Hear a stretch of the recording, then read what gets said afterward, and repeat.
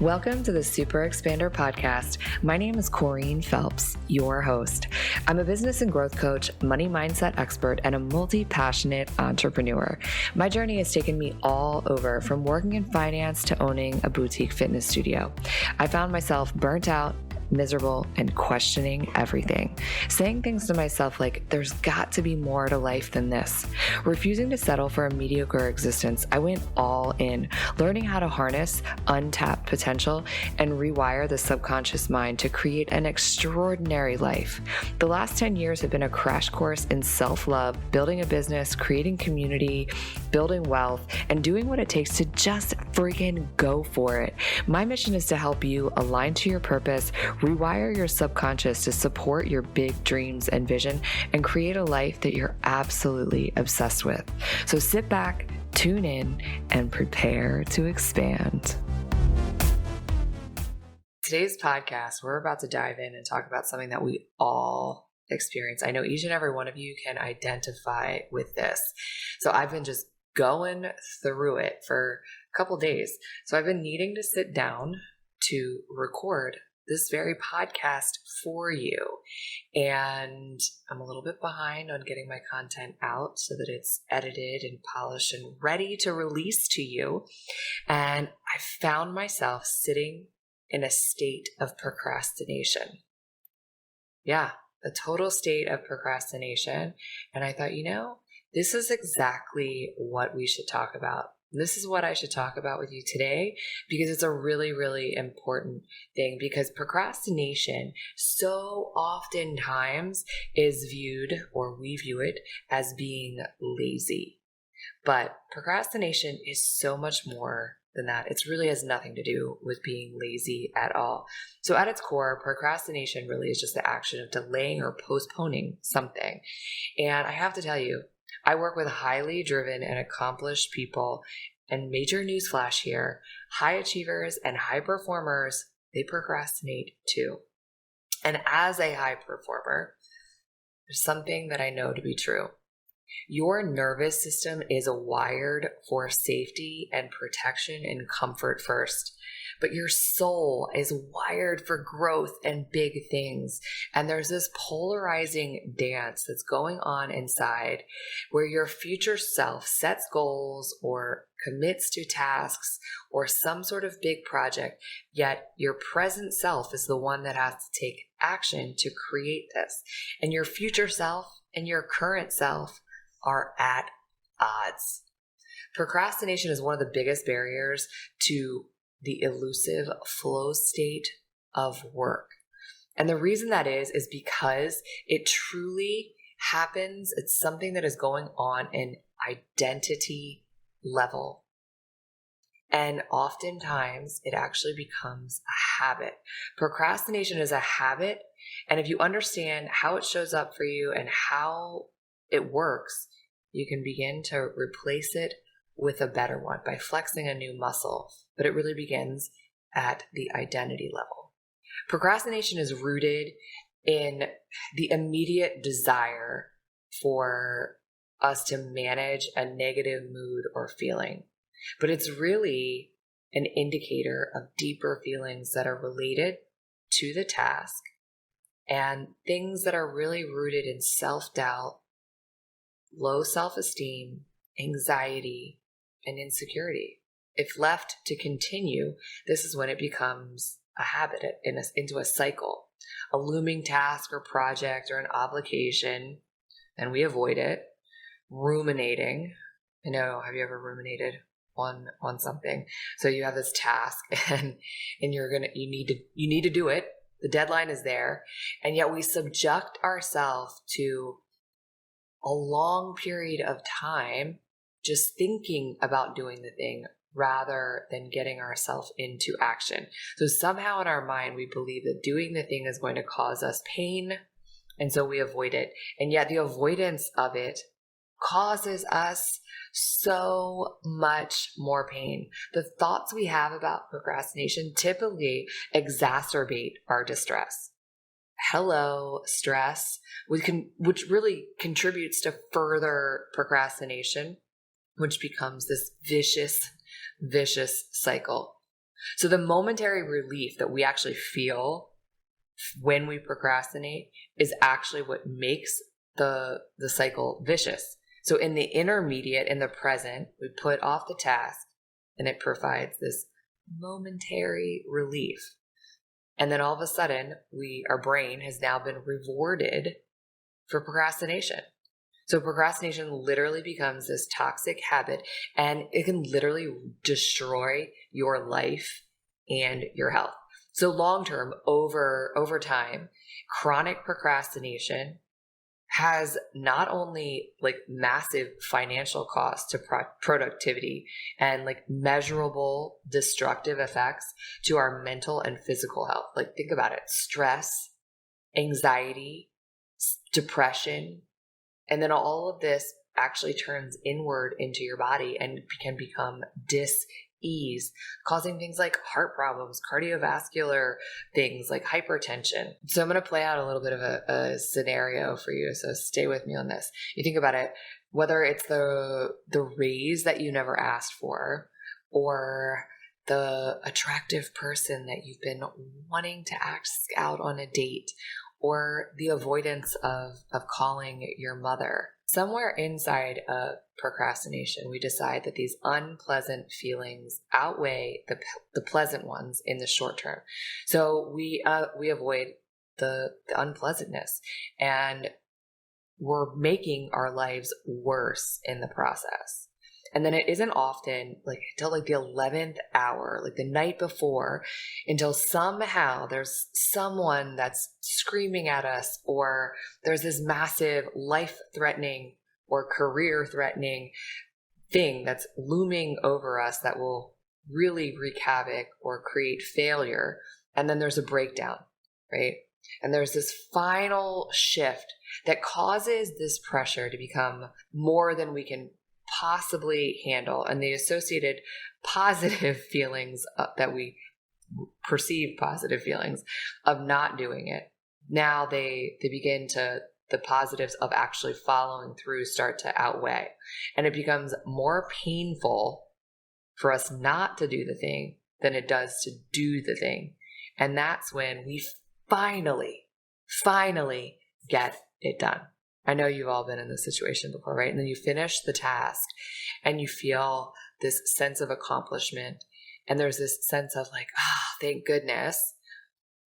But it's just like really a serious thing, because oftentimes what happens is we hide behind that because there's some sort of fear of failure, right? So if we wait and we don't allocate enough time to give something our fullest attention, if the thing that we do doesn't turn out to be great, we can always lean back on but we didn't really give it our all. So now you see where this is starting to go in terms of this identity level thing that is sitting upon us. So there's deep emotional stress that is experienced because of procrastination. Inside of this vicious cycle, we tend to feel so stuck for days, for weeks, months, even years, avoiding these things that we know would be like in our best interest. And this sort of procrastination, the kind of procrastination I'm talking about, is the like, oh, I'm going to go back and I'm going to finish my degree. And then you don't take action, you procrastinate. And yet it sits and it tortures you over and over, and it just stays there on your mind because it's something that deep down in your heart you desire to do, you want to do, and you know that it's really in your best interest, but there's this fear, and this underlying fear is a fear of a failure, or maybe it's a fear of success, even fear of vulnerability, possibly even fear of hurting someone inside of this action that you know would serve your greater good. But whatever it is, at the root is fear. So something that I have noticed over my years and years spent inside of the coaching industry, helping thousands of people overcome things like procrastination and really step into their full potential and really claim their wealth and their highest being, is there's these 4 core avoidance archetypes. You'll have to tell me if you see yourself in one of them. I'm sure that you will.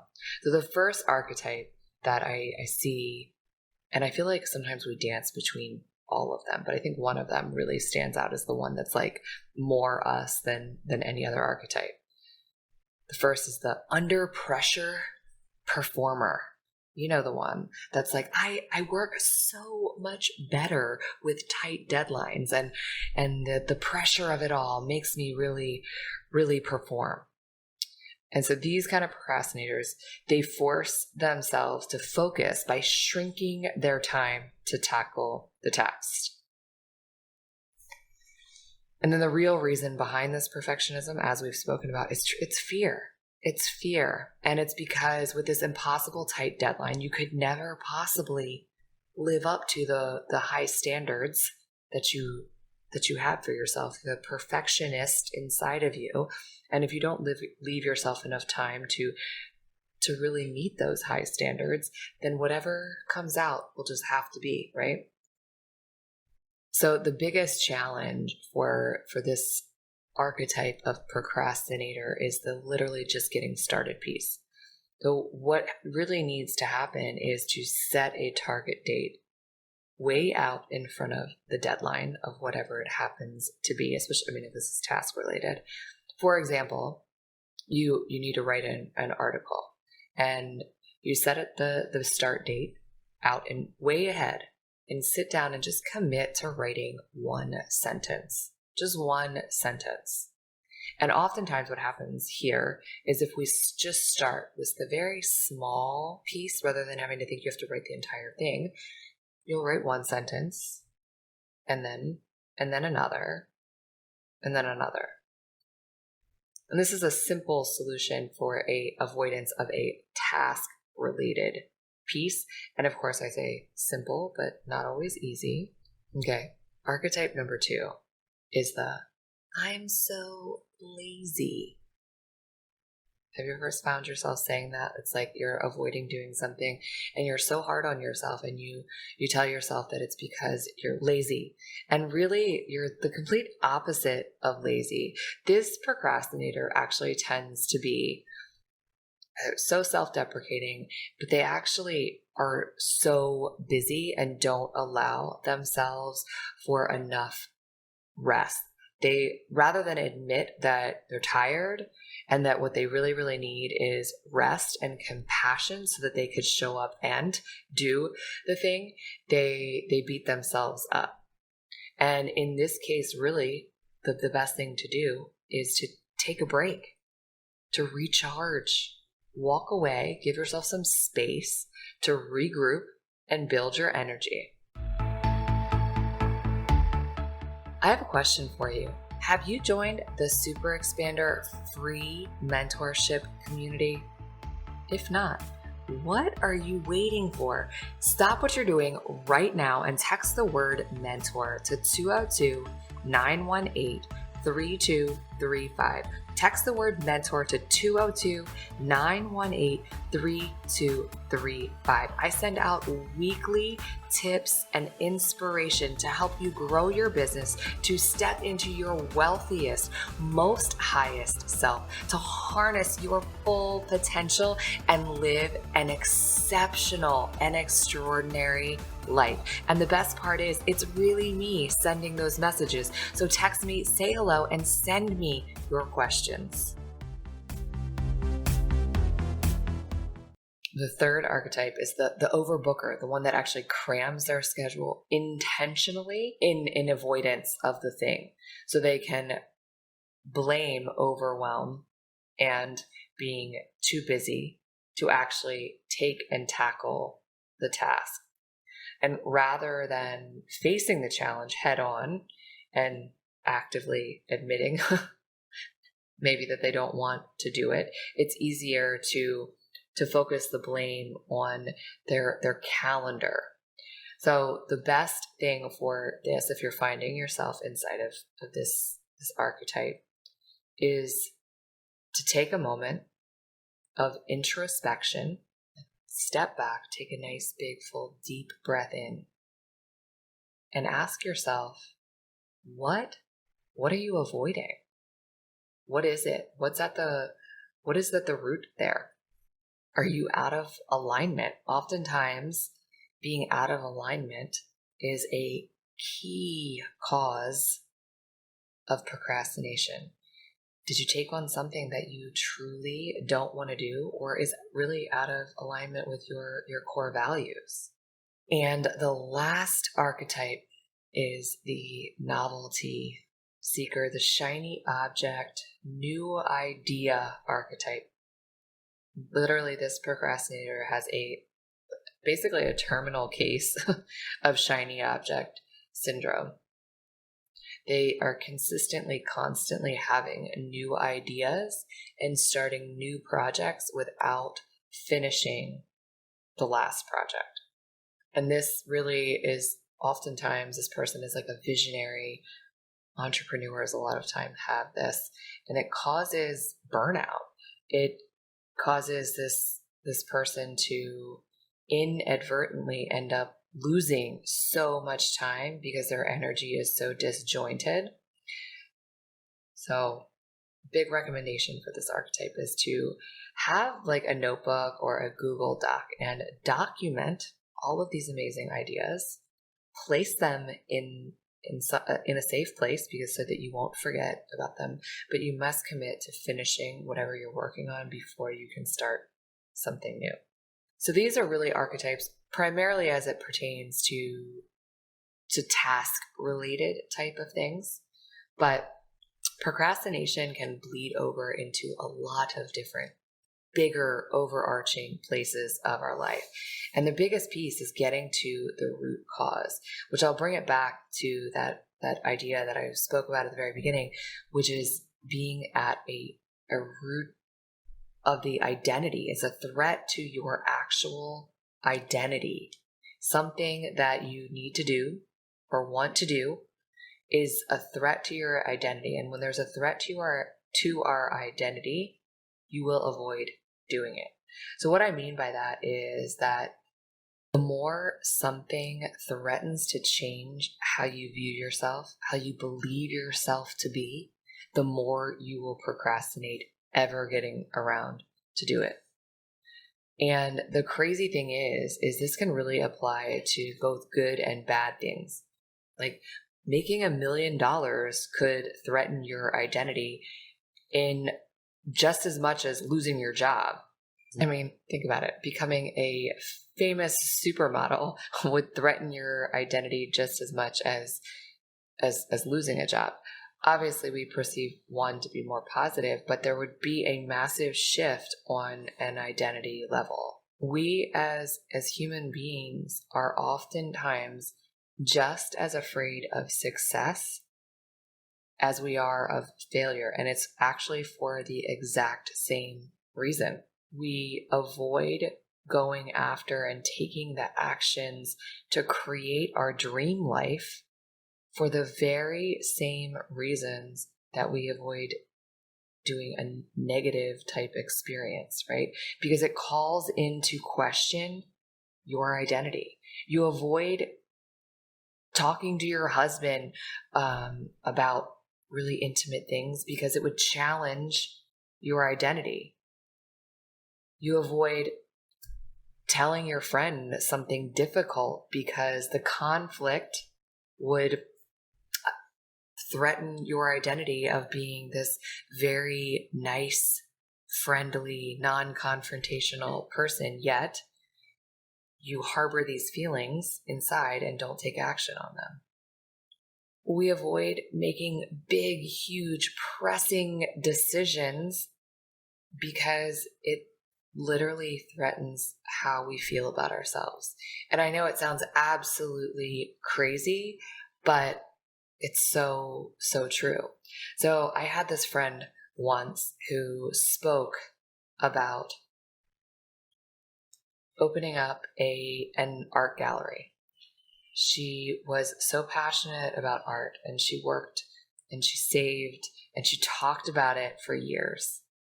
She even built a website and started talking to investors and things like that, but never actually took the actions to really do the thing. Years passed and she never ever took action, despite the fact that it was like always on this brink of greatness, this brink of doing this big thing that her heart desired. Why? Because the dreaming of it, of being this famous art gallery owner, really actually threatened her current identity. We all have a general set of beliefs that we hold about ourselves. I'm a good mom. I'm a nice woman. And we will avoid every possible situation that might contradict that belief. If I believed myself to be an amazing tennis player, I would seek out opportunities to prove that about myself over and over and over again. So here's the thing. Generally, the things that would propel us towards our deepest desire and biggest dreams are the hardest things for us to do. They're filled with emotional resistance. So whatever that is, putting in the time and the effort to move forward in those directions are really the things that very often threaten to contradict about these deep beliefs we have about ourselves. For example, there's a kid who doesn't study because she believes herself to be the party girl, or the woman who never works up the courage to leave her hometown because she doesn't believe that she is worthy of success anywhere else. There's a woman who longs to write a book, yet she's filled with this possibility of failure and how that would threaten her perception of herself of being so smart and so capable. Our beliefs always take precedence. So here is the real meat of how we shift and change procrastination. We have to shift on a belief and identity level. So how do you do that? The first step truly is self-forgiveness and self-compassion. There's actually studies that have been done that show that self-compassion supports motivation and personal growth. It actively boosts motivation and enhances feelings of self-worth. And the best part about all of that really is that it doesn't require anything of you externally other than to just extend yourself compassion and kindness rather than just staying stuck in regret. It allows you the space to actually move forward. And the next piece that I think is so important in moving out of a state of procrastination and really ending that habit and shifting on an identity level is really getting super curious. So when we feel the temptation to procrastinate, starting by bringing attention to what's going on inside of your body. What sensations are you feeling? What feelings are being elicited? Where do you feel it in your body? Is there a specific memory that seems to be attached to? What kind of thoughts are spiraling through your mind? Just step back and be an observer and begin to ask deeper questions and cultivate that curiosity. And then next, after you've started to do that, start to consider what sort of action can you take. It's kind of like playing a trick on your mind. What sort of small action can you take just to get started? Motivation always follows action. And then there are a couple actual just tangible things, tangible tools that you can use to tackle motivation. First is really identifying what kind of procrastination you are experiencing. Is it a passive sort of procrastination, which is super insidious, and passive procrastination would be like sitting down and scrolling endlessly on Instagram when you should be doing something else. And then there's the other type of procrastination, which you can really harness and use, and that is active procrastination. So maybe there's a specific thing that you need to be doing and you're not doing it, but maybe you can tackle a piece of that project or task and just get started and then loop it back to the piece that's the more pressing piece. Because like I said, once you get started, it's truly action, and motivation follows action. But there's a tangible tool called the Ivy Lee method that is really powerful. I've been using it for years. It's definitely a habit that you have to practice, and sometimes you get out of it and you have to bring your attention back to it. So the Ivy Lee method is really a 6-step method. So it's basically at the end of the day, you sit down and you write out what the 6 most important things that you need to accomplish tomorrow are, and you write them down. After you write them down, you prioritize them in order from 1 to 6, obviously 1 being the most pressing importance, and then 6 being the least pressing. And so when you wake up the next morning, when you arrive at the next day, you begin to concentrate only on the first task. Work on that first task until it is finished before you move forward. And you approach the rest of the list literally in the same way. And at the end of the day, you would move any of those unfinished items to the top of the list for the next day. And you just continuously repeat this process. And then, of course, the next tangible, tactical tool that you can add in, and I believe this one to be literally the most powerful one, is using Hypno breathwork. Hypno breathwork is literally so potent and so powerful it's a catalyst for change. So it uses the power of the breath and the subconscious mind to create self-awareness. It's a way to access altered states of consciousness. Hypno breathwork is a breakthrough technique. It clears energetic patterns. It reprograms your subconscious mind and allows for space and room to take intuitive actions to create the life you want. Going through a 20 to 25 minute hypno breathwork session puts you into a theta state, allowing you to literally clear the path and connect deeply with your intuition and enter into a flow state.